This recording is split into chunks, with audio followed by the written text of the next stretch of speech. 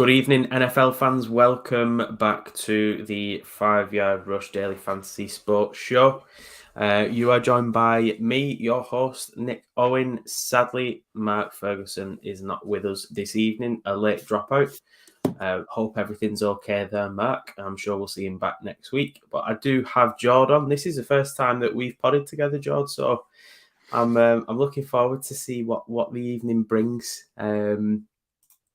I tuned into part of last week's show, and I must say I was very happy with what I saw, mate. You held the fort very well in my absence.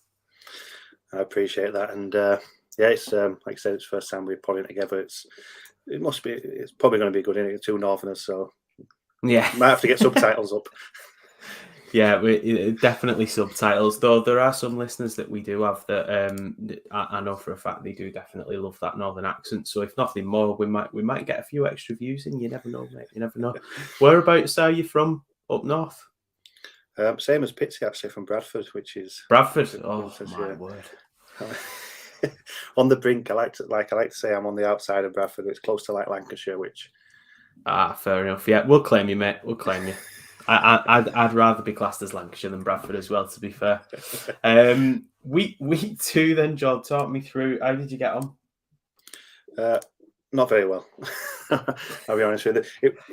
I don't know if I've got some kind of curse or maybe I've just got it over me. I said to you, didn't I, over a week where I go into the late slates in a really good position and my late slate just flops. And obviously this week when we talked to Mark, I had the Russell Wilson Sutton stack, and I also liked the one that he put forward, the Adams and Derek Carr, and going in with a stack, you kind of like quite optimistic about it, and it just didn't get going. Sutton did pretty decent, but obviously not with Russell Wilson, and I think Devontae Adams had two catches, and I think he only had 2 targets, which I don't know if that's a regular thing going forward. It's going to be a tough one, but yeah, it fell off the wagon going into the 925s. Yeah, I mean, it's quite surprising with Adams, really. He's priced as the 3rd most expensive on the slate this week at receiver. And I think, I suspect he'll still be popular because it's, at the end of the day, it's Devontae Adams. But it's going to be interesting, I think, going forward, some of these receivers and running backs that haven't performed as well as you would expect through the first couple of weeks, to see what kind of ownership we're going to get from them this week. I mean, there's a few players who I'm sure we're going to cover off as we work through, but players that I'm probably targeting as well this week, because the staunch DFS players will no doubt have the strategies in line, and the fact that there's been a couple of weeks of downplay for some players, they won't be too bothered by that, because we know what this sport is. You trust the process. But there will be some players, I think, that will be put off by some of the things that they've seen as well. And it's interesting with Adams. I mean, he's been probably the best receiver in the NFL for so long. All of a sudden finds himself the 3rd price receiver on the slate. Are you going back there this week, do you think? It's one of them where it's hard not to. But one thing I've obviously, as a Rams fan yourself, the price you're playing for Cooper Kupp is a big price, but he's as consistent as they come at the moment. So, like, obviously, there's a big drop off from him to their only 600 from Jefferson. So, obviously, Arizona, a bit weird team where we don't know, but it seems to still give up points even against the Raiders they did. So, whoever Kupp comes up against, it just seems like he's going to get points. So, is it worth, if you can get some lower wide receivers at a lower price, is it worth just sticking Kupp in? And that's where I'm at the moment. Obviously, I've still got, this is what I said to Mark, I've still got 2 days to talk myself out of stuff and do things, but I think that's where I'm at the moment, trying to get some good valued receivers and other things to get Cooper Kupp in. Yeah. I think I know Mark's an advocate of this as well. I think he said himself that he's probably going to pay down most weeks now at running back and just throw in, the likes of Cooper Kupp into lineups, because, like you said, they're so consistent, and you don't even really care if they are slightly higher owned. Normally, that is where you would find your edge, but the problem that we've got at the moment is the likes of Cooper Kupp, the likes of Stephon Diggs are just basically breaking the slates with the performances that they're putting out.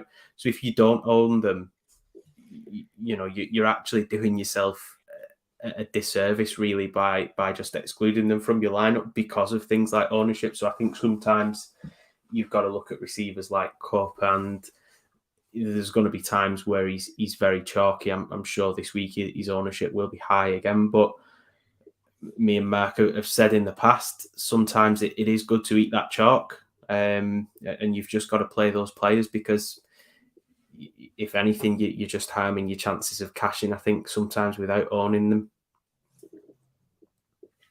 No, I agree. And like I say, just a person who's learning the ropes like early on and things, and that's one thing I've learned. Like I've tried to like maybe pick up a couple of middle guys, like looking at 6,000, 7,000 and keeping it level. But like you said, I know we've seen players round about the 5,000 mark that have hit really well, so it's like you said, keep into the process and just hopefully it will come off, these low ones. Like I'm sure I've got one that I'm going to talk about later when it comes to the main slate. Yeah. Before we do move on to the main slate, I just want to give a little bit of attention to the Thursday night game this evening between the Cleveland Browns and the Pittsburgh Steelers in Cleveland. This on paper it feels like it's going to be a bit of a tight matchup, this one, I think. Pittsburgh, they've certainly, it seems to have struggled transitioning from Ben Roethlisberger to Trubisky. Granted, the quarterback play is not fantastic there. That's, a healthy, younger Ben Roethlisberger is in a completely different tier to whatever Mitchell Trubisky will ever be in his NFL career. But I think even just Big Ben of last year, where he could hardly move, it was just sort of stuck in the pocket, almost looked like he was playing in cement at times. Still feels like it was a step up on the Mitchell Trubisky show that we're getting at the moment for Pittsburgh. And then on the flip side, we're not exactly getting fantastic quarterback play from Jacoby Brissett either in Cleveland. So this one feels like a bit of it feels like it's going to be a tight one. It feels like it's going to be a game that is predominantly going to be run first, I think, from probably both teams where possible. But talk to me about Thursday night football, George. What are some of your thoughts and strategies going into this week? I'm still trying to get grips with the single play in NFL, but when I look at this game, I think you hit the nail on the head where I think I can imagine it being quite a low scoring game where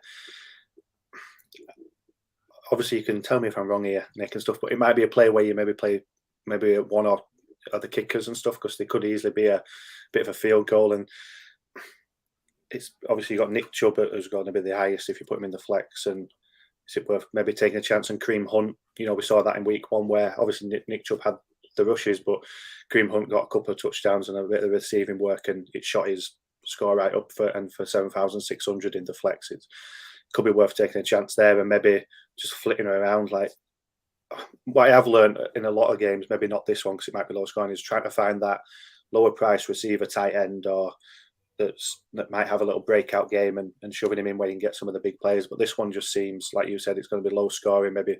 Maybe play a kicker. You could easily have like 3 or 4 field goals from like Steelers easily, or if you fancy the Browns as well. So that gets your score up. And I don't know how you mentioned the quarterbacks. I don't know if I feel comfortable playing either of them, to be honest with you. I think I'd rather play the running backs and maybe a wide receiver, maybe Pat Freiermouth as well, who's getting a lot of the targets for the Steelers.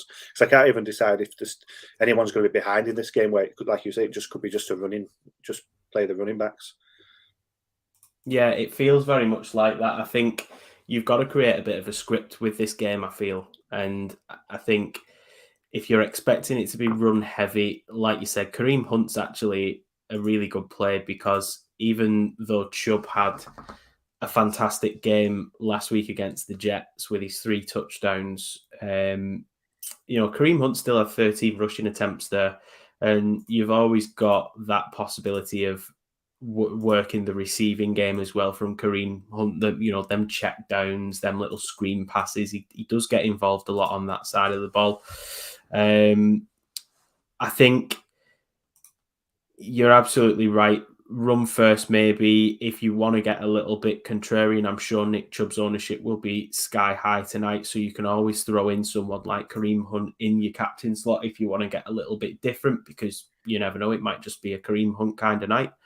And as you said, maybe if you were creating a script for this kind of game, you maybe are picking one team, and do you feel that one team is going to run away with it? Unlikely, I would say. So if they're going to keep it tight, maybe low scores, you throw a defense in there. So then I suppose what you want to throw in there is, who do you feel has the slight advantage in the tug of war? For me personally, I'd be probably throwing in the Browns D, even though the Steelers D through 2 weeks has scored more. That is in large down to the performance in the first week against Cincinnati. There wasn't really much activity last week against New England. Likewise with the Browns, I mean, they were coasting at one point against the Jets, and it just turned around all of a sudden on them. But I do think this defense is better than how it has played so far this year. So I think throw a defense in there, like you said as well, John. I think there's absolutely a case to throw a kicker in there. I've read today that the weather might be a little bit off. So if it is, and it's largely low scoring, run first, if there's not going to be much through the air, through the quarterbacks, it absolutely brings the kickers in to the equation as well. And again, I'd probably throw the Cleveland kicker in just for that home field advantage. A little bit less pressure on maybe than there would be on a travelling kicker. So yeah, I would throw in Cade York, I think, there. And then you can pretty much build what you want with the lineup, because what it's actually giving you salary-wise is a massive amount. So I think if you're sort of building a script for this game and you're saying, well, you fancy Cleveland, maybe it'll be a close game, but Pittsburgh maybe playing from behind. Like you said, I think Pat Freiermuth and maybe even Deontay Johnson there at 9,200, who is pretty much always guaranteed the volume, if nothing more. You definitely maybe start looking at throwing those into the lineup. But I think if you build the way that you can construct the lineup for this game tonight is going to leave you with a lot of cash on the table. So I think once you've filled in your first couple of slots, you can really build quite a strong lineup. But it's got to be based around a story for me tonight. You've got to think of how the game feasibly could go, and that's how you build your lineup. Yeah, it's a good point actually. From like when you say story, because I've always thought that's what I do when I play these games. I build a story, and I thought, is it just me being being a bit weird to build a story and stuff? So it's nice to hear like saying like, because it don't mean your story has to be right. It's just what you believe, and I think that's one thing, especially when I brought over from when I was playing like soccer, obviously football for us English people, is putting that story in your head to say, oh, well, I actually think this team is going to beat this team. So that's where you start your build. Because if you're on the fence of it, that's when you become a bit choppy and changey with it and stuff. But if you know and you're confident in how that's going to end up, then it becomes a little bit easier to build your team, obviously, with that inside your head. Yeah, I think it's the way you've got to approach showdown. I think you've got two teams. You can throw in random 6 players if you want. It might cash, it might not. But I think your best chance of an outcome in showdown is if you think about the way that the game could pan out, and then build a lineup based around that and based around different scenarios. So you could build a lineup based on Cleveland running the ball and it being low scoring. You could build a lineup based around what people might not expect. Jacoby Brissett might go off and have 3 touchdowns, 200 odd yards passing. So all of a sudden you then start building your lineup around Jacoby Brissett, maybe a wide receiver, Cooper, Peoples-Jones, if you're expecting maybe a couple of big plays to him.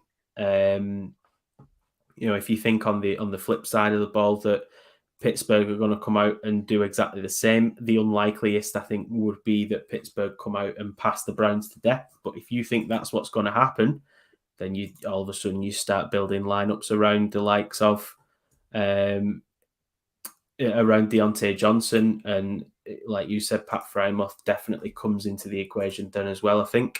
So there's definitely ways to approach this evening, but that is, I think, the best advice I could give anyone with Showdown is build your lineup based around how you think the game's going to pan out, and give yourself some options. If you can think, well, it's going to be a close game. I fancy Cleveland to come out on top. I fancy Pittsburgh to come out on top. You can still get a little bit different with that based on whether you think it'll be a close game, whether you think it'll be a walk-away game for one of the teams as well.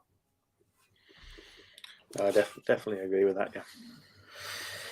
And I think, there isn't really much else I'd say we need to cover on this game, because it's not one of the most exciting Thursday night games in recent memory.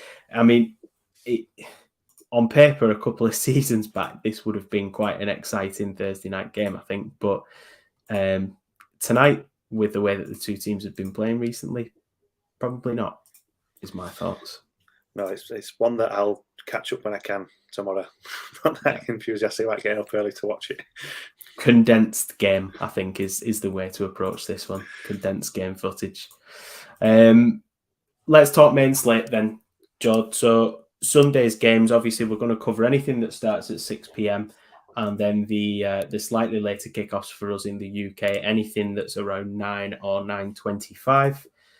Those are the games that will be included on this main slate, not the late game and not the Monday night game. A lot of interesting matchups this week, but we'll kick off with the quarterbacks. Talk me through some of your favourite plays amongst these quarterbacks, Jordan. It's nice to see as well this week that we've actually got a pick of some good quarterbacks. No, I think that's the one thing that stands out straight away. And one guy that obviously I'm going to play, and it's a guy I'll hold my hands up where I wasn't sure about him going into the season. It's Jalen Hurts. Like I say, with all the big boys back, I'm not saying his percentage is going to be really low, but there'll be people looking at Josh Allen, and I saw a stat that came out that I think it's great when these stats come out and put them on Twitter, because people start to follow that trend. Maybe in Josh Allen's won, I think it was 9 of his last. I think he's played Miami 9 times and he's won all 9, and I think some people might end up following that trend. And I'm not saying it won't come off, but it leaves other players maybe to obviously be a low ownership. And I'm still unsure about Jalen Hurts, but I don't think he'll be he's not going to be the height, I don't think, there, because he's quite close in money compared to the big guys as well. But with what he's done so far, I can't fault him. He's putting up the numbers, and Washington they were a good defense in 2020, but it just looks like they've carried on from 2021, where they just can't really defend the pass and struggle with the run and stuff. So, and obviously with Jalen Hurts having all the talent there around him now, which he hasn't had, especially last season for most of it, I think it's has a chance to have a big play for Jalen Hurts against Washington. Yeah, I like the Jalen Hurts pick this week, and I think Jalen Hurts is a prime example in DFS of the running quarterback, as it were, or the dual threat quarterback is very much a weapon. When you look at his passing yards are fantastic, but he's only had 1 passing touchdown and 1 interception. And when you look at what he's doing with his legs, that's where the points are being scored. He's essentially playing like a running back, practically. He's similar kind of season so far to what Lamar Jackson had the season before last. When I think it was the season before last when he had his MVP year. Not necessarily a massive amount of volume in terms of touchdowns through the air, but that dual threat it's such a good point scoring attribute for DFS, quarterback players. And I think if you're picking a quarterback, I mean, you've got a few there at the top of the list: Josh Allen, Lamar Jackson, Jalen Hurts, Kyler Murray, Pat Mahomes to a lesser extent. There's a lot of mobile quarterbacks nowadays, and I think it's hard to move away from them. It's no secret or no surprise why they're priced at the top of this bracket here. But it is hard to look further down the list. I've got 2 names written down who I'll come to in a moment, and I've wrote them down with asterisks because I still feel like, do you pay up that little bit extra and get yourself a dual threat quarterback that is that is the sort of the battle I'm having in my head each week at the moment. I'm trying to create them stacks based on the players I like, but then I'm thinking, them quarterbacks that run. I think that's one thing that maybe probably got edged towards Jalen Hurts. I think if he was, obviously he's going to be priced what he is because he's doing so well, but if he was lower down, I think, and doing pretty decent, I think a lot of people are on him. But because he's only 600 behind Allen, which is crazy compared to probably, I don't know what he was last year, but a bit of a mile off, I'd say. Because he's so close, a lot of people might look at the more elite guys, even though Hurts is playing at a pretty elite level over 2 games. I know it's only a small sample size, but yeah. But I know what you're saying, like when it's so close, you pay up for it. And I'll be interested to hear what you two can. Because I had another guy, but I'll let you go with your two, see if it's one of them that I had as well on my list. I think the thing with Jalen Hurts as well is, before I move on to my list, is I think his ownership this week will probably be a little bit lower than it should be, because I think people will still be riding that reputation of the Washington defense. Like you said, was a fantastic defense last year. And I think the fact that they're on the road at Washington, I think you'll find that maybe some quarterbacks like Joe Burrow, who we've not seen the best of so far, but is playing the Jets there, that's not a bad matchup at all for him. I think you'll start seeing some higher ownerships around players like that this week. And I think Hurts maybe goes a little bit lower owned or under owned, shall we say, compared to what he probably should be. But he feels at the moment like one of those kind of players that you can pretty much play in any matchup that's not against the Bills, I think. In terms of my two, and this isn't even biasy, it's not even biasy, but it's Matthew Stafford. And there's several reasons why. The Cards have given up 7 touchdowns already against quarterbacks through 2 games. They've recorded 1 sack. Now, that stat stuck out to me like a sore thumb, because the Rams O-line is a bit depleted. But the fact that they've only recorded 1 sack suggests that the fact that the Rams O-line is depleted probably isn't going to be that much of an issue this week. They've only beaten the Rams once since President Obama was president of the United States, and that was a while ago. So I think Sean McVay has the beating of the Cards, and he just seems to have a bit of an edge. I like some of the stacks you can put with Stafford this week. The Cards they are not good against the tight end at all. I think they rank out as the worst team against tight ends by some considerable margin as well. 3 touchdowns they've given up against tight ends this year, the Cardinals. So Matthew Stafford is one. The other one was Kirk Cousins. I can't believe I'm saying that after his Monday night performance. But I just like that game to be a bit of a high scorer this week against Detroit, who are playing some good football. Again, I think you can build a bit of a story in that game. I think the media narrative this week against Kirk Cousins has been very much, typical Kirk. He doesn't play well on Monday Night Football. I think Kirk Cousins is playing probably for his job beyond this season, and there will be a team out there for him, undoubtedly. But it feels like this could be one of those. What was it he said that time? Was it you like that as he was coming off the field? You like that? It feels like it could be one of them kind of games from him, where it's like, well, pretty much everyone expects you to beat the Lions anyway, but maybe he comes out and throws 250 plus with 3 touchdowns and an interception. And I'll take that all day long if that is the case. Again, there's some nice stacks there with Justin Jefferson if you're paying up at receiver, and a cheap stack at tight end as well. But I'm sure we'll come to that a little bit further on. But were they the guys that you had on your list as well, Jordan, or have you got someone different? No, it was Matt Stafford on my list. I feel that 6 rounds 500, it could only take 1 week for the Rams just to go off in passing touchdowns. And obviously you mentioned the Arizona stacks, which I didn't know about, which also makes me smile a little bit knowing there's a little bit more to it than that. But I just feel that Stafford's not. It's like he keeps everyone's saying he's all right, but I still don't think he's fully fit or fully at it. I don't know which one it is. It's probably the first.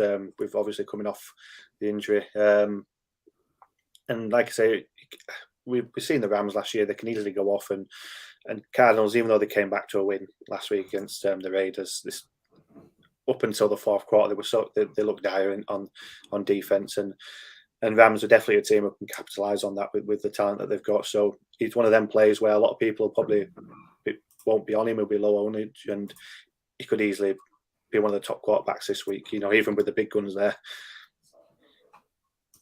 Yeah, definitely. I really like him this week, in spite of what we've said about rushing quarterbacks. I think, like you said, it seems like there's maybe a little bit of something off with him. But then last week, I think the scoreline did flatter Atlanta a little bit because they weren't in that game at all. And all of a sudden, a couple of lapses, a block punt, a turnover, all of a sudden, they're well in the game, and it's uncharacteristic things like Cooper Kupp with a fumble, like on his own 30 or his own 40, whatever he was on. You never see that. Like probably one of the safest pair of hands, probably since Gordon Banks. It's just, I think the scoreline flattered Atlanta a little bit, and you're always going to get turnovers with Matt Stafford. That is part and parcel of what you get with him. But I think this week, like you said, the Cardinals have looked torrid so far this year. I was shocked to see them come back the way that they did last week. You've always got that threat there because Kyler Murray is that kind of quarterback who can win a game for you like that. But in recent years, they've really struggled against the Rams. Their O-line just seems to fold when Aaron Donald comes on the field. It's insane. I mean, the game in the playoffs last year in LA, we absolutely just obliterated them from the start. So, yeah, I like that this week. Is there any other quarterbacks that you've got your eye on, Joe, before we do move on to the running backs? No, I think I might mix it up later in the week just for some random plays, but they're the two that I really like as solid players this weekend. Yeah, fair enough.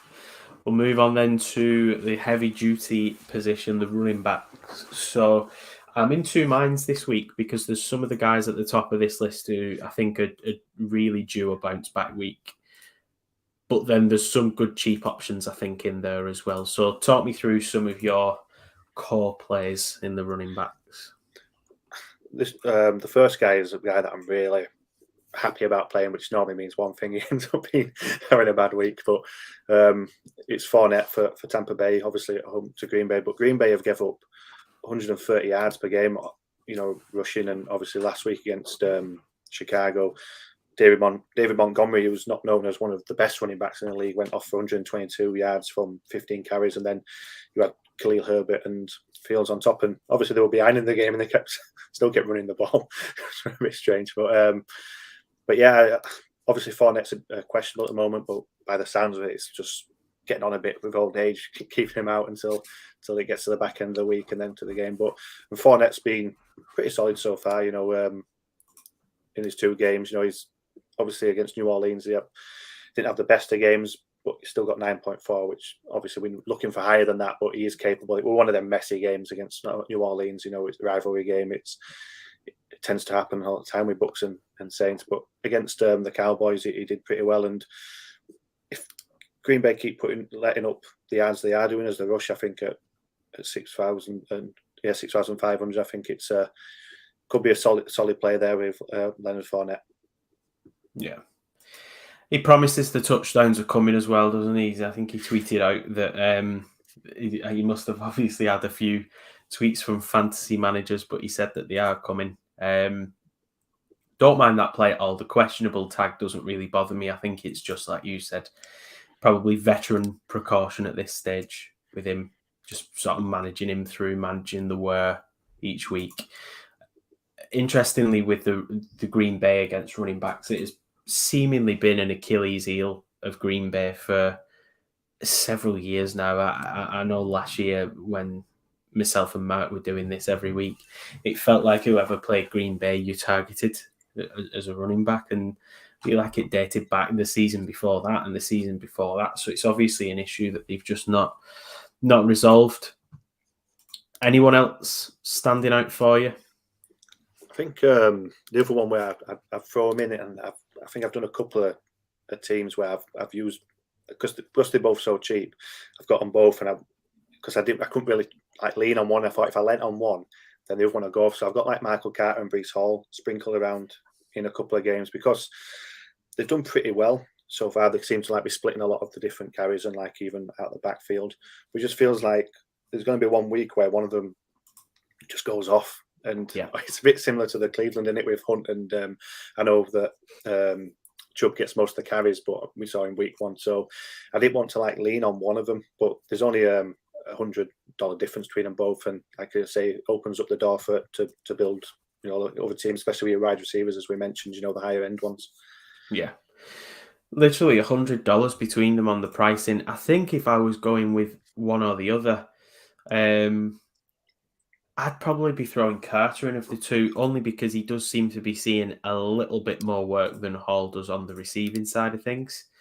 But that said, I don't think you can go wrong with either. I think if you're going to play one of them, like you said, George, you've just got to play them and hope that they bang that week. And take your medicine if they don't as well. If you pick the wrong one, that is the risk you run when you're looking at a committee kind of backfield like that.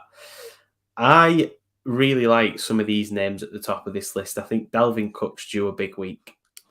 But I think his ownership is going to be high as well this week. I don't think people will be too deterred from what they've seen from him so far. He's due one of those smash weeks where he goes in for 2 or 3 scores. Austin Eckler, I think, is also due the same. His scoring's been steady, but not spectacular. No touchdowns yet, either on the ground or receiving. Part of that, I think, is down to, it seems like Sony Michel's been getting some of the goal line work, but has been quite inefficient with it. So I suspect the goal line work will soon return to Austin Eckler. And why wouldn't it? He's by far the best running back on that team. But if I'm going to pay down at running back this week, there's a couple of names a little bit further down that I do like the look of. You mentioned David Montgomery. Houston really struggling against the run. They've given up the most yards to running backs this year. I think the lack of production from the Chicago receivers as well is exactly why you saw him running the ball as much as he did last week. He still only had 15 attempts, but 122 yards against Green Bay's defense, which is not a great D against the run. The Houston Texans is slightly worse. So I think you've got a good matchup there this week for Montgomery. And because of the lack of production that you're getting from the receivers there, I think the best chance Chicago have got of being in ball games is just to run David Montgomery. He's the best weapon that they've got on their offense outside of potentially Justin Fields, but we don't quite know what the ceiling is for Fields just yet. Largely down to the fact he's got a lack of talent at receiver. So I really like David Montgomery there. Josh Jacobs is the other one that I've got my eye on. He has had a very slow start to his campaign, but I think he's a better running back than 5.4 thousand. I think the opportunity is there this week. He's coming up against the Titans, who give up the most fantasy points and DraftKings points for that matter to the running back position. They've given up 277 rushing yards through 2 games and a touchdown. I think, again, you've seen through 2 games now struggles with Las Vegas. I think they're the kind of team where they're not necessarily a prolific run-first team in recent years, but I think their offense does work better when they get Jacobs involved in the game more, especially around the goal line. So I think Jacobs is probably, you're not going to get like a smash week from him, but I think he's due a better week than what we've seen so far. And if you're only paying 5,400 for him, I'm going to snatch him up at that price. I think a lot of people will probably be more inclined to gravitate towards Derek Carr and Devontae Adams. So I'm trying to hopefully target slightly lower ownership with the likes of Josh Jacobs. I like that Josh Jacobs play because, like I say, it's not like I remember at the start of the season when they brought a few running backs in, they were thinking, is he going to see less of like the carries? Is he going to see less of receptions? And obviously, he's been more of a carry guy in the past, and obviously that hasn't let up his. I think I'm just looking there, he had 19 against Arizona, he had 10 against the Chargers, but they were chasing the game and obviously throwing the ball a lot more. It went to Adams a lot more. So, like I say, all you need is some of these 19 carries to go off with a couple of touchdowns, maybe a few more yards, and you're laughing. Yeah. Yeah, and I think the fact that he did have 19 rushing attempts as well against Arizona last week, I mean, other than the fact Arizona come back in that game and go on and win it, that potentially could have been a slightly better fantasy day for him. But the fact that the volume is there when they are leading, and there's got to come a week where the Raiders get a win on the board, surely. This is an ideal week for it against the Titans, who themselves have started quite poorly as well. So I think he's a nice price down there. To see some of the names above him, I mean, Miles Sanders above him of 5,500. I don't think Miles Sanders is even the number one running back on his team most weeks. That is Jalen Hurts. Though a steady start to the season, but then you've got Ingram there at 5,500. I mean, there's every chance Kamara's playing this weekend. So the fact that you're getting people like that priced above Josh Jacobs it's a little bit crazy to me, that. But hey, there we go.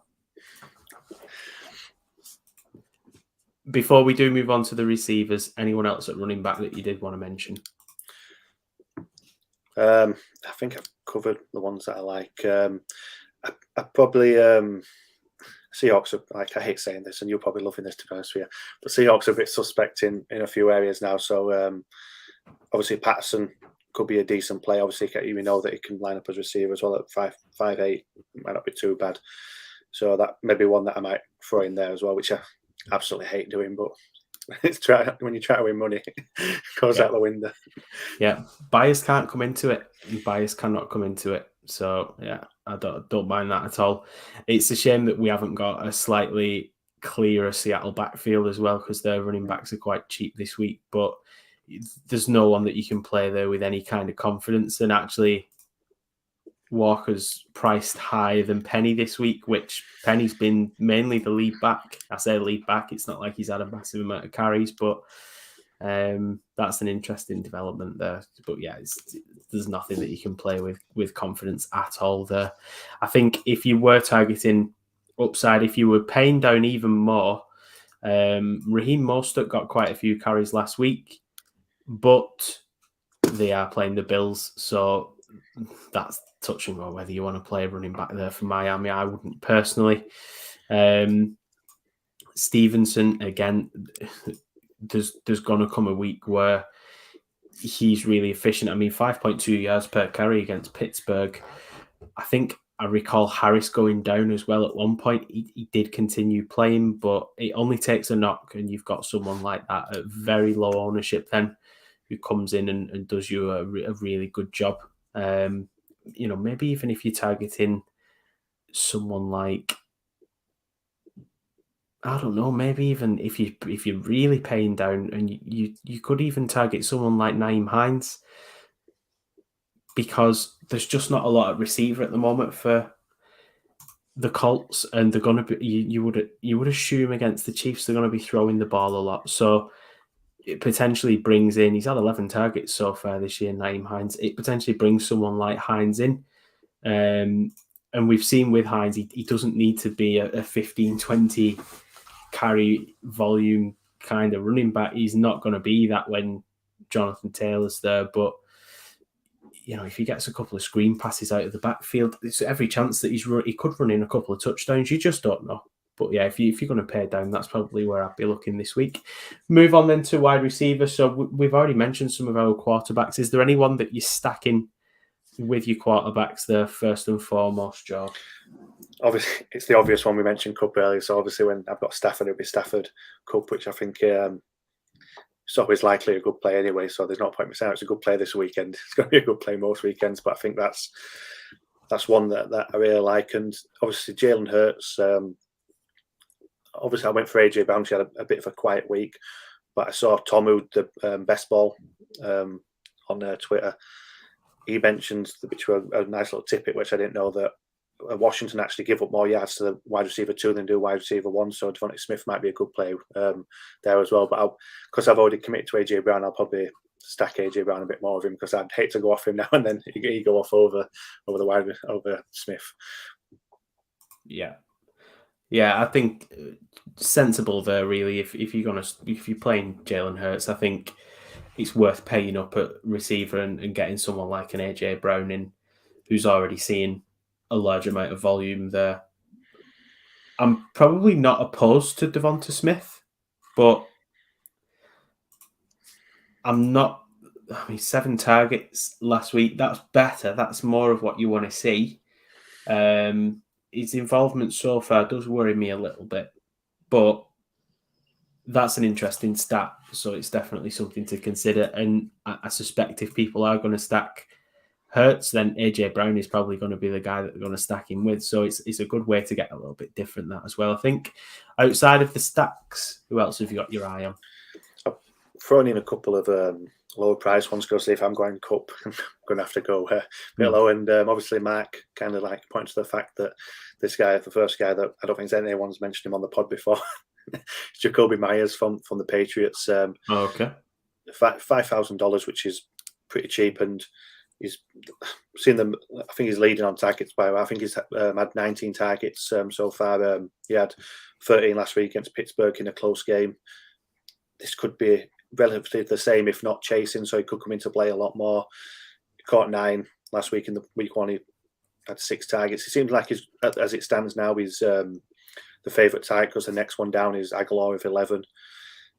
And he's done pretty well so far. It's like if he can carry on with that target share and maybe pick up receptions, he got 18.5 fantasy points last week without a touchdown. So if you can add a touchdown on there and a few more yards, end up with 95 yards, get over that 100-yard mark, might be a nice play there for a relatively cheap amount. And similar again to Jacoby Myers, obviously well known and has had a pretty decent career, is Jarvis Landry, who's 4'8", and obviously didn't do that well. I mentioned Fournette in a messy game last week, but he still got 5 targets. But in week 1, he had 9 targets. I know Thomas is taking a lot of the action, a lot of the red zone work, but he's still got the pace at Landry, and he's still foxy enough to when it comes to route running. So a lot of people might aim towards Thomas, and that's a pretty decent play as well. So I don't think he's might be like, I'm not sure what Thomas is. He 5'5", 5'6", round about that mark. 5'9" he is. 5'9", so quite a little bit further up. So for 4'8", it opens up to maybe to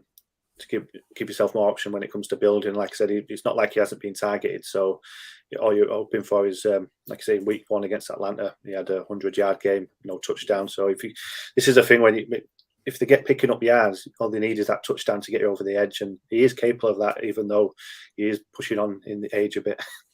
Yeah. I don't mind that though, because like you said, I think if you're paying sort of middle of the road kind of price, I think Michael Thomas, when I saw his price at 5'9" this week, I did think actually that's probably underpriced. I mean, a few seasons back when he was at the top of his game, he'd have probably been somewhere up around this high 7s, low 8s kind of region, but he's had a long while out. He doesn't seem to have missed a beat though, and he's getting a lot of the volume as well. And I don't think Michael Thomas is the kind of receiver where he's certainly not a stretch the field kind of receiver. A lot of his receptions do tend to be around the sort of getting over the advantage line kind of receptions. So I think volume is certainly there for him. You got 17 targets there through the first 2 weeks, 3 touchdowns. So he's obviously a target in the red zone as well for James Winston.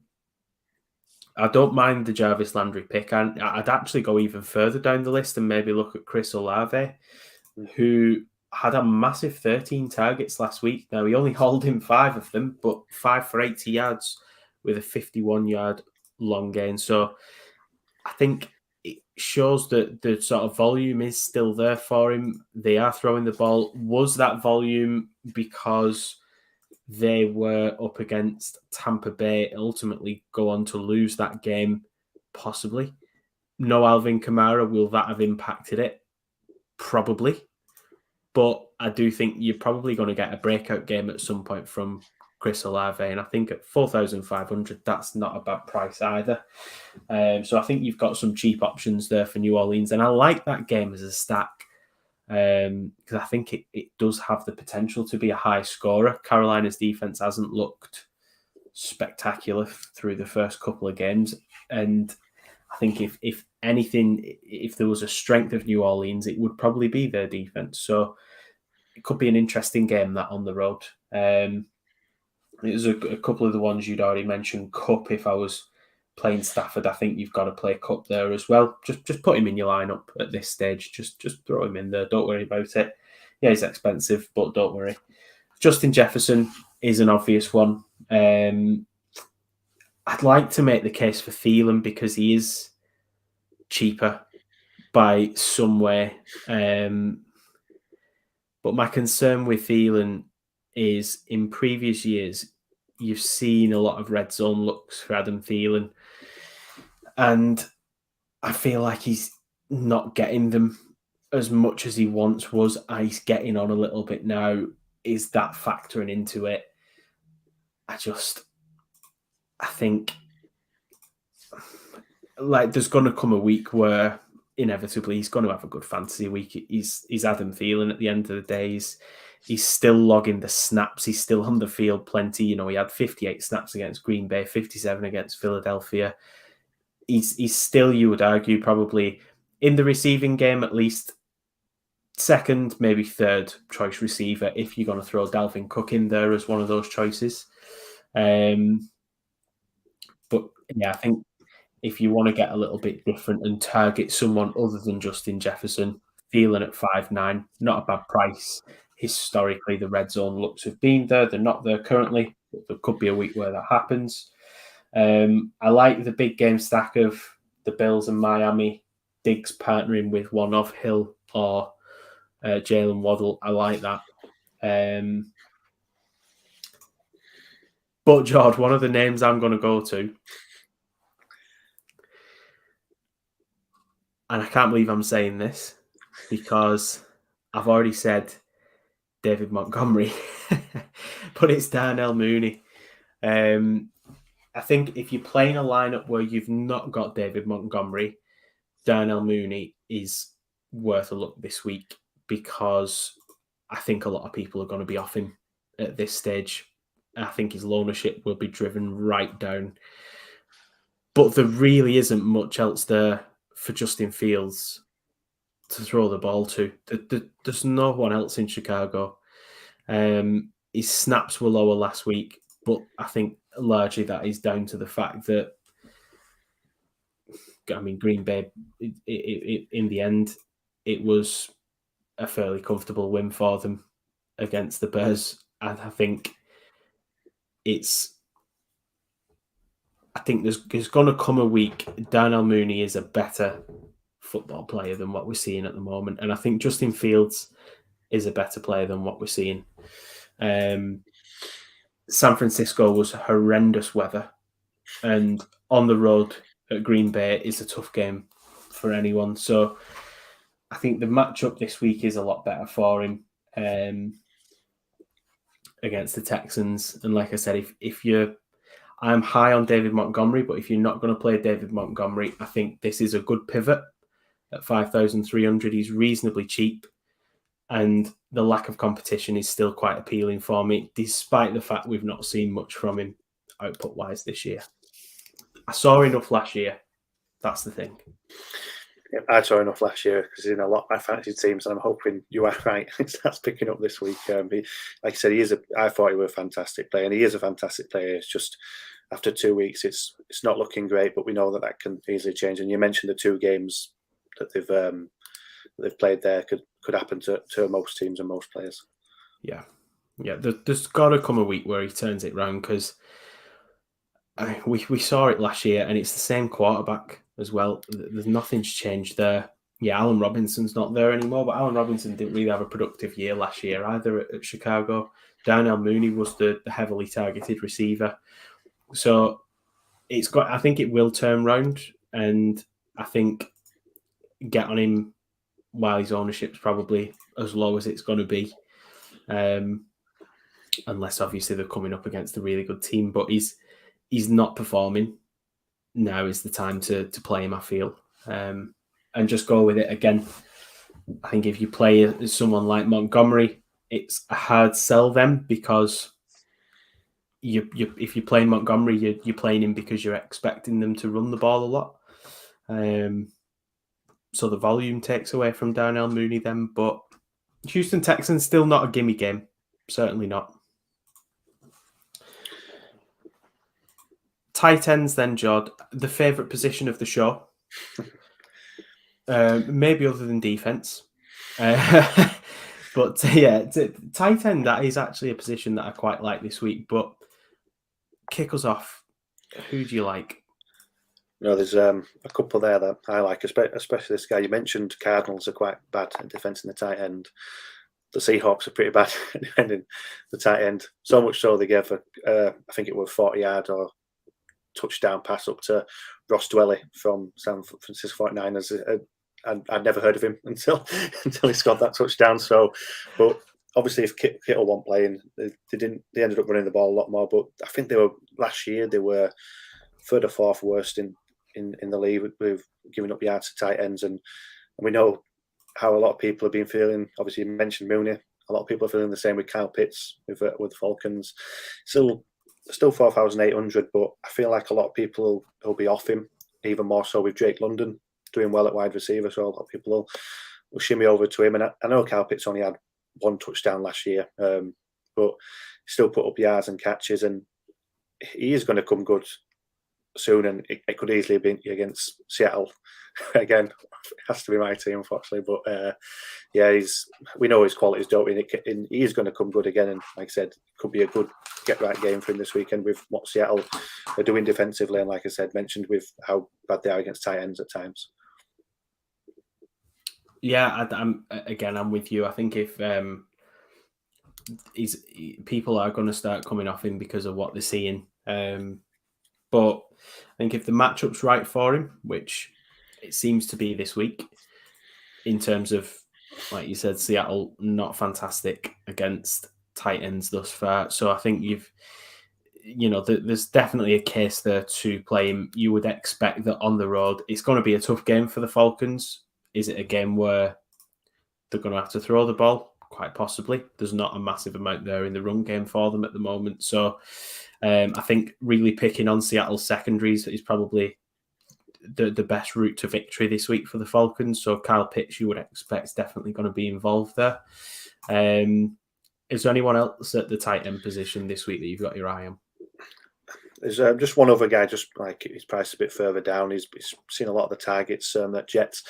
It's just one I'm keeping an eye on. It's Tyler Conklin at the Jets, who's done pretty well. Yes. The only thing I'm keeping an eye on is, and even then, I still think that Conklin would still get more targets. I don't know how it is, but apparently CJ I can never pronounce his second name. Uzamoa, they got from the Bengals, is looking like he could be fit, but even then, even if he's struggling this week, he might not get as many targets because I think they paid a little bit of money for him to get him over. And but yeah, he had 9 targets against the Browns, and he's had 7 targets against the Ravens. Conklin for 3,800. It's a decent price, I think. Yeah, he was on my list. I had him down for the volume. I like that. Through 2 weeks, you're seeing consistency there. Cincinnati have surrendered 133 yards already to tight ends, which is the 7th most in the NFL.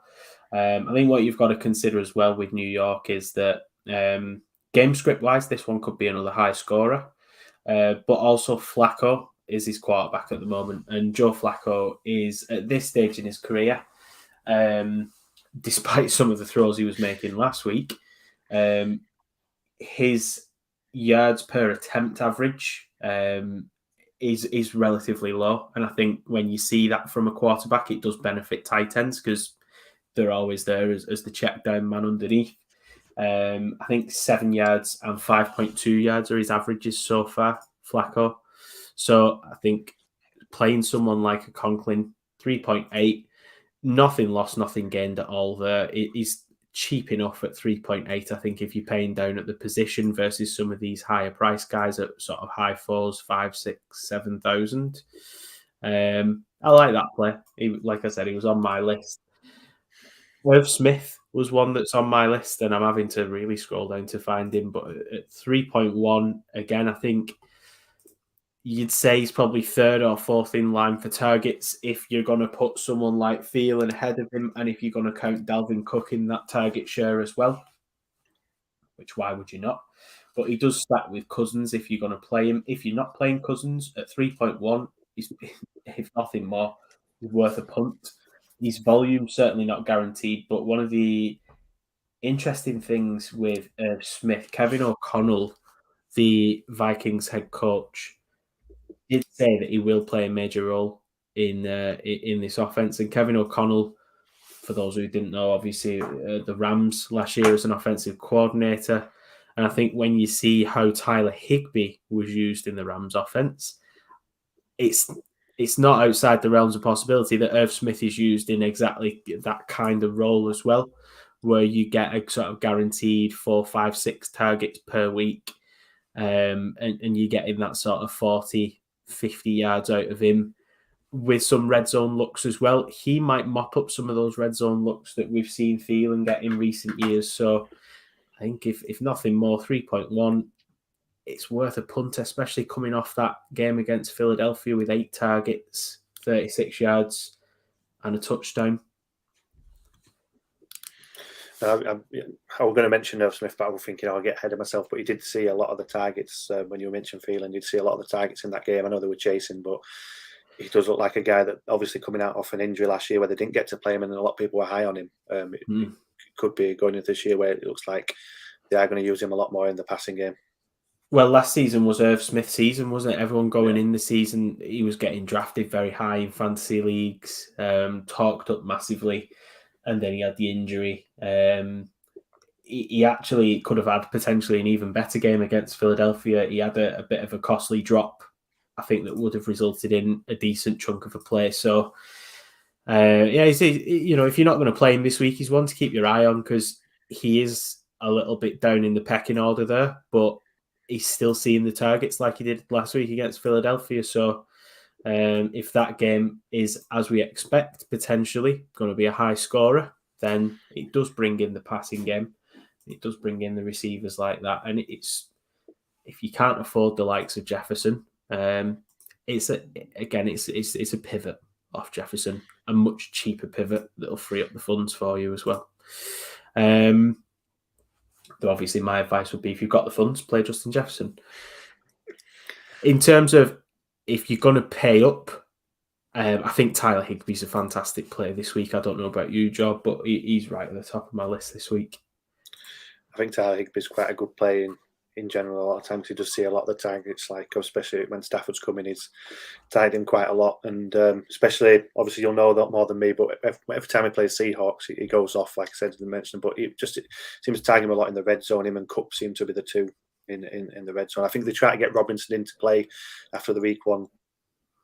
Obviously, a lot of people are saying they didn't get the ball into him at week one, and so it kind of played him a bit more into the red zone. But Higbee and Cup are the two that stand out in the red zone when it comes to passing for me. Yeah.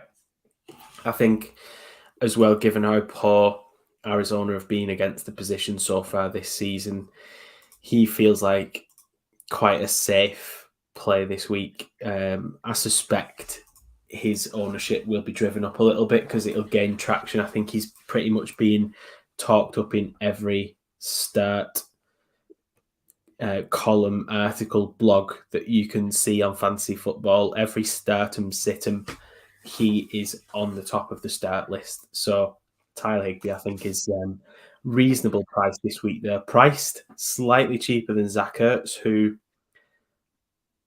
the Rams have been very strong against tight ends this year. I think that in large will probably be down to the likes of, Bobby Wagner being there now in the linebackers, but was nothing gained through the middle. However, if nothing more, the actual volume should be there for Zach Ertz because, again, there's just not that much else to throw at the moment in Arizona. And if you're expecting the Rams to win this one, which, without being biased, I am,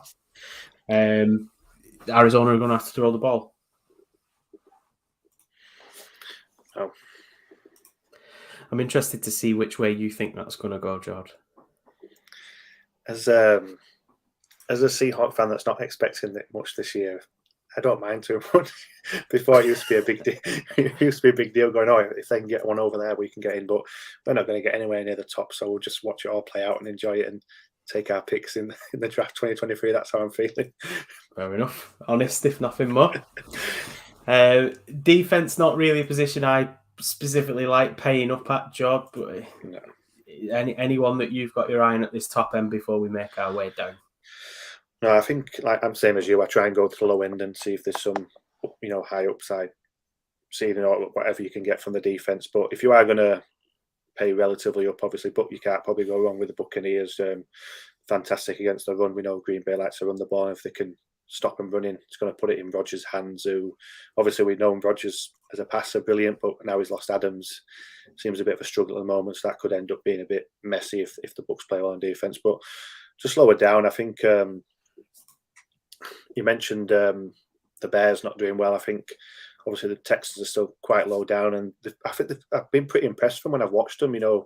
On defense, they've got Stingley over there. He's playing absolutely fantastic at cornerback. Again, Bears could go off, and a lot of people will be on the Bears, so they probably stay away from the Texans on defense potentially. So that's a player that I'd probably look at, hoping that the Bears are still playing the same as they were week 1 and 2. Just obviously, maybe not, but I think it's a tough one. As long as you go, like you were saying there, as long as you go low down and think of a story where it could happen, then you go for it, because obviously there's no point in, you can save yourself 1,000 to 1,500 on a play if you are off that with Jefferson or someone like that high. You need that money to get up there. It's worth just doing and hitting low. Yeah. And then, I mean, they gave up a lot of yards against Indianapolis, but still relatively, 2020 and then that game, which was very nip and tuck for a period last week against Denver, which I think was it was 9-6 or 9-9 through 3 quarters of plays. Very low scoring, so if nothing more, you would expect that they'll probably keep the game close and tight and competitive against the Bears. I like the Bucs shout, and I think 3,100. I'm not against paying that for a defense. I'd rather pay a bit less, but in terms of what we're seeing from them, they're putting up good fantasy points through 2 weeks. They're actually cheaper this week as well, understandably, because they are playing Green Bay. But this isn't Green Bay with Devontae Adams like they've had in previous years. I think they're going to have to get a little bit more creative. Aaron Jones had a good week last week, but the Bucs are turning the ball over. 4 interceptions through 2 games, fumble recoveries, sacks. They're ticking every box. So I don't hate that at 3,100, but I do still want to go a little bit lower. And the 3 teams that I had down on defense, one surprisingly is yourselves at 2.7, mainly because I'm just not that convinced by the Falcons or Mariota. I don't think they offer anything in terms of the ground game. So if they can beat you through the air, fair enough. But I still think a Pete Carroll-led defense is normally fairly stern, even when it loses some of its bigger players like Jamal Adams.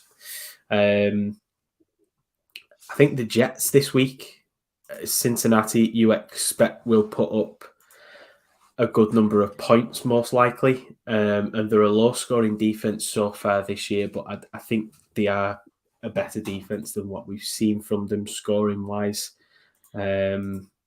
Just two tough games there against Baltimore and Cleveland. That's two tough teams they've come up against. And Cincinnati aren't firing on all cylinders this year like we saw them last year. And then the other one was the Raiders. There's going to come a week where the Raiders put in a good showing, and I'm not convinced from what I've seen with the Titans either. Derrick Henry doesn't seem quite like the Derrick Henry we're accustomed to seeing, and it seems like they've taken a bit of a backward step in the passing game since they've lost AJ Brown as well. There's not really a standout receiver there at the moment, so the Raiders is the other one I'm throwing in as well. But I think, me and Mark always say, Jord, with defense, it's just sort of hit and hope, if you will. You're paying down, you're paying up for upside there. You're not too disappointed if you don't get a lot of points from them because it's not a high scoring position. No, that's one thing that I did when I first started playing. Like I used to go high with the defenses, and obviously realised that the ones below just get as many points at times, and sometimes just a bit close. And it's not a massive margin. It's not going to potentially lose you a lot, like by paying down. Yeah, you just need it to hit 1 week. It can be a poor defense, but it could have one good week, and that's all you need. I think then we'll construct a bit of a lineup before we call it a night. Quarterback-wise, we both said we liked Matthew Stafford, so are you against us throwing in Matthew Stafford, Jord, for the culture at this stage? No, I think that's my main stack along a lot of the lineups is Cup and Stafford this week. It's one that I look back on, and obviously in hindsight, I think why not just go Stafford Cup last week rather than the others? But it's great hindsight. Let's get, you know what they say, hindsight never won a DFS contest, did it? Let's get Cup in there with Stafford. I'll come back to the receivers. I want to throw a running back in there as well. We're probably going to have to pay down a little bit.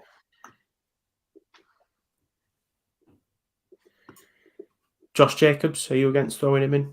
No, I'm happy with Josh Jacobs. Well, let's put Josh Jacobs in. Let's go and visit our tight ends.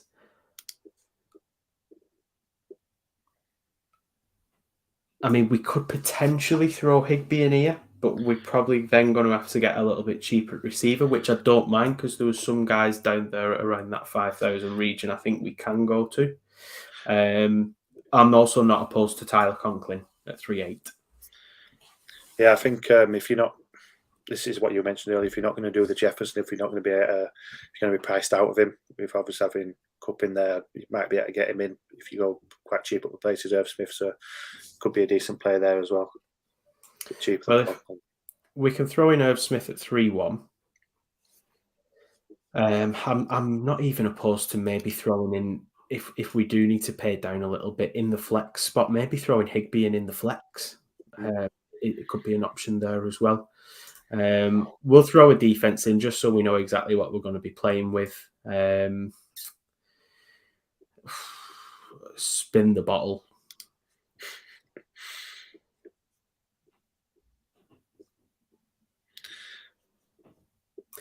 Do you know what? I'm going to throw the Bucks in and let's see where we go with this. Let's put the Bucks in at 3.1.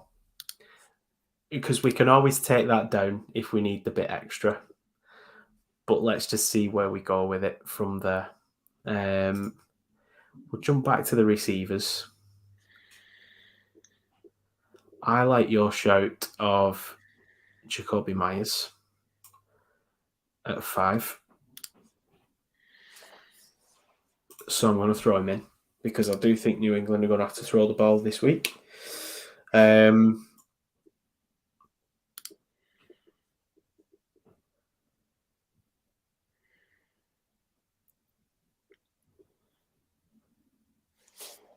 Smith, you mentioned Devonta Smith, 5.2. Don't mind that.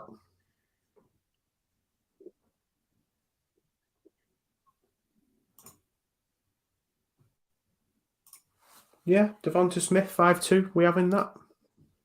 Yeah, I think he'd like either go 5-2 with Devonta Smith, or like we obviously mentioned the Jets running backs, and maybe Carter's a similar price at 5-2. You could go either way, depending if there's a guy that you prefer to pay up for a little bit up for a running back or wide receiver. So you can flip it each way, whichever you like. Well, if we're paying up for, let's throw Carter in and let's see what we're left with here. So with 5-9 there, we could flex Higbee and it leaves us with 7-3, which allows us to pretty much go anyone AJ Brown downwards, which I quite like. Let me just flip that round. If we weren't going Carter and we were going Smith, that leaves us with a no man's land of running backs who neither of us have really mentioned. I think I'd probably, me personally, if we were building a lineup like this, I'd probably rather pay down at running back and target one of these receivers, an AJ Brown, a St. Brown, a Waddle, because I just think you get more guarantee of volume there rather than paying for someone like like a Fournette or a Montgomery. I think you've probably a safer path to production with an AJ Brown, a St. Brown, a Waddle, even a Mike Williams against Jacksonville, assuming Keenan Allen is probably still out this week. Yeah. I'll throw AJ Brown in. It does use up our budget, but I don't mind that lineup at all. Obviously, we've got the stack there with Cup. Higbee in the flex, I think, is unique anyway because we've gone double tight end in that lineup. I mean, we've paid up there as well with Bucks at D. If we did want to free up a little bit of dollar there, we could always pay down at D and target someone like you said, maybe a Texans. Does that allow us to go much higher? I mean, we can throw in Diggs, we can throw in Tyreek Hill. So there is a little bit of flexibility there, I think, in this lineup where you can certainly pay down at positions and then pay up elsewhere. If we kept in the likes of AJ Brown, Higbee then becomes 5,000 at receiver. I think probably what's left there, I'd rather stick with Higbee, in all honesty. But you could even throw in a Kyle Pitts. There's certainly options. Yeah. There's certainly options. There's certainly flexibility there, and I think that is largely due to the fact that we have paid down at running back, and it allows you to go quite strong at receiver this week. But I do like that. I feel quite safe in the fact that you've got Cooper Kupp in there and another top elite receiver in there as well, with some high ceilings, likes of Higbee. Like you said, Carter could go off. We could get a better Josh Jacobs week. So don't hate that at all. Nice. Any parting thoughts, George, before we draw a line under week 3? Well, I thought you were the words of wisdom. Every time I've been speaking to Mike, he said we end with words of wisdom from Nick. So I didn't get to witness it last week and stuff. So I'm looking forward to it this week. Oh, don't worry, but they are coming, them words of wisdom. And any regular listeners to the show will know exactly what they are. And that is catches for sure and touchdowns for the door. And we will see you at the same time next week.